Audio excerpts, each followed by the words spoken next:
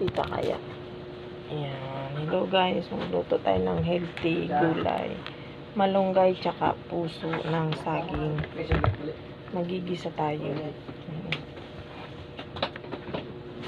Kain muna natin ang puso.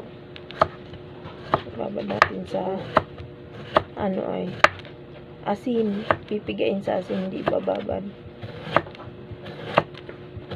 Kasi para pinipiga ang puso para lumabas ang dagta niya, hindi siya mapakla. Diba meron siyang dagta, yan po ang inaalis, kaya pinipiga yan. Saka masarap ang gulay niya, wala siyang lasang anik-anik pa man.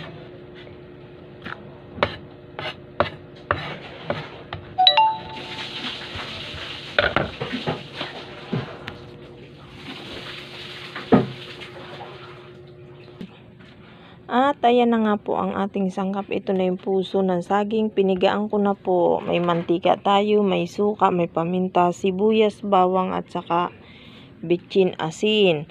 Paki-wait lang po kung paano maluto yan, kung anong lasa. Start muna. Ito po, lagyan natin ng mantika. Painitin natin ang mantika. Okay.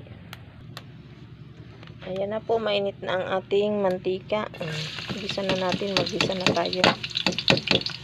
Mag-isa na tayo ng sibuyas, bawang.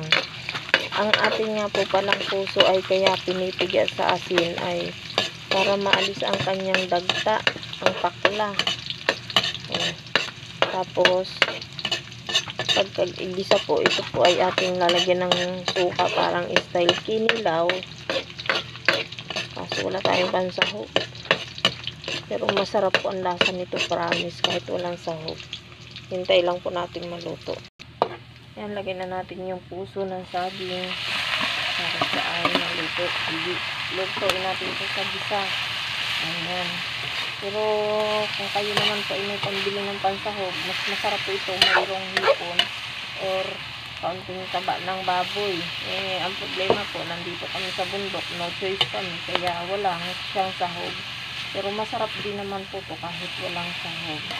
Yan, hintay po natin siyang maluto siya.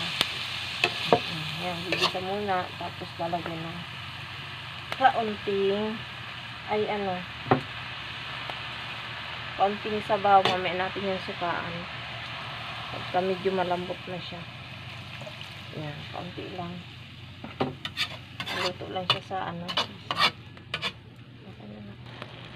At ayan po, kumukulo na siya. Paiigahin lang po natin siya ng paiigahing-igang-iga. Tapos suka po ang ating ipapalit sa kanyang sabaw. Ito.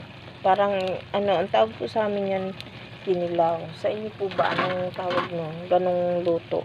Mas sarap po kasi may sahog, kaso wala po kasi talaga ditong mabilhan. Ng layo po kasi namin, sa bundok lang kami, kaya tiis muna kami. Tapos ang kaulam po niyan ay inihaw na tuyo. Opo, mag-iihaw ako ng tuyo mamaya.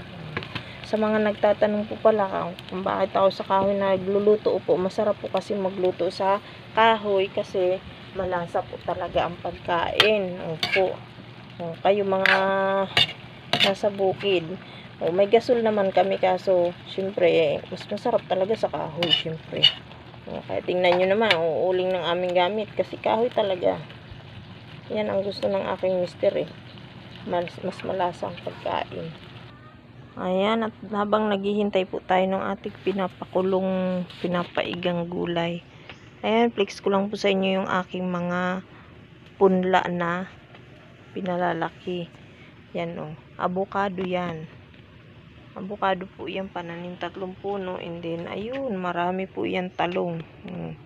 Yan, kung sinong gusto ng pananim, ayan, pwede na yung ilipat yang mga malaki na yan pwede na yung panlipat na yan. Opo. Yan na po ang ating puso. Ayan. Kung mapapansin nyo po, hassle po magpakulo, magpaiga. Ayan, lagyan na natin ng suka. Kaya dapat po pala talaga pag magluluto ka nito, dapat pala pakukuluan mo na siya, yung tawag dito, yung ilalaga mo na siya para hindi matagal ang magluto. Ayan, lagyan natin siya ng paminta. Pamintang durog yan.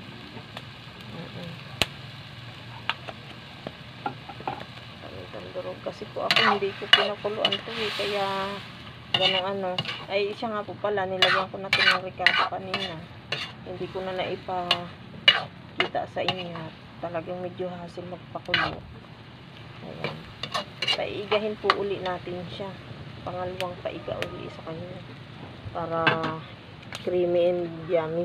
Okay na. Ayan, nilagyan ko po ng 2 sili, 2 piraso para po sa matanda yan. Hindi ko na po yan hiniwa kasi may batang kakain. Paborito ko kasi nila to kay nilaw na puso. Kaya dapat hindi nahiwain. Walang anghang. Ang paminta naman po ay durog, hindi naman po yung masyadong maanghang. At ayan, luto na po siya, igana. Yan, thank you for watching.